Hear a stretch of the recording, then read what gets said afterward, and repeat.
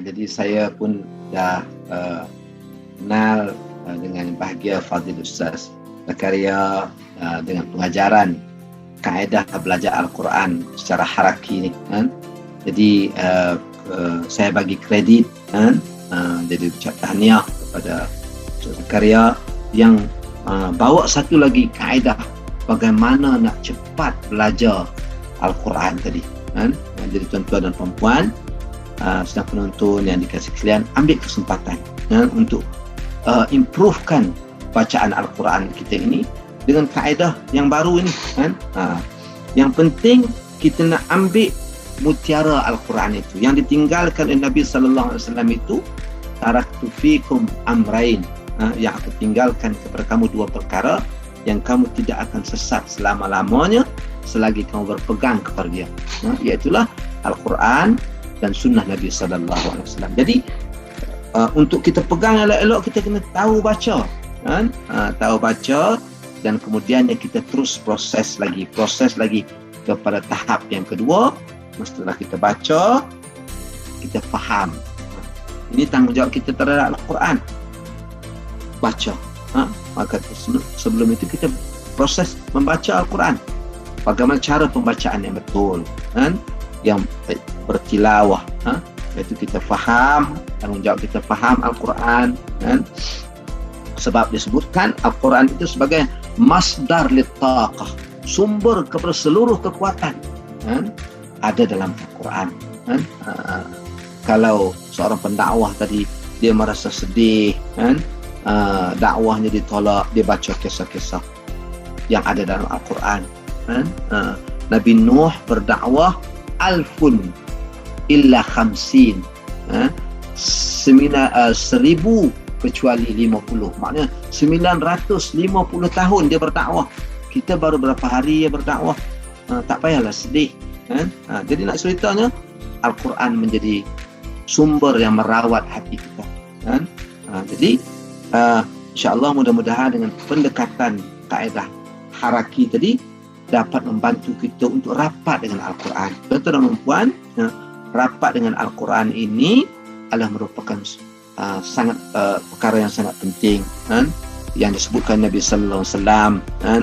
Kita perbanyakkan bacaan Al-Quran, fa innahu ya'ti yaumal qiyamah syafi'an li ashabi. Kamu kena membaca Al-Quran, perbanyakkan bacaan Al-Quran. Sebab apa? Al-Quran ini akan datang kepada kamu pada hari kiamat nanti, syafi'an li ashabi, sebagai orang yang mampu memberi syafaat dan pertolongan kepada orang-orang yang selalu membacanya. Macam mana kita nak dapat pertolongan kalau kita tak boleh membaca Al-Quran dengan baik, dengan tartil? Jadi kaedah haraki memberikan satu alternatif. Saya kadang-kadang terkejut juga bila Fadil Ustaz Zakaria kata, mari belajar Al-Quran secara menari. Jadi bertanya-tanya juga, jadi berdasarkan kepada pergerakan tadi kan. Jadi supaya kita tak mengantuk, macam saya sebutkan tadilah, kalau kita belajar Al-Quran secara tradisional kan, mungkin kita mengantuk, tidak ada motivasi, lambat dan sebagainya. Dan ini kaedah-kaedah yang terbaru untuk kita mudah menguasai Al-Quran. Macam juga dalam dakwah tadi kita cerita, perlu adanya manahij, ada approach, pendekatan yang berbagai-bagai. Jadi sama juga dengan Al-Quran ini, approach-nya berbagai-bagai, dan approach ini telah terbukti memberi manfaat kepada di Malaysia. Sudah 6,000 orang mendapat manfaat daripada pendekatan ini. Mudah-mudahan ini amal saleh yang disebutkan oleh Nabi sallallahu alaihi wasallam, iza mata ibnu adam inqata'a amalu illa min salas.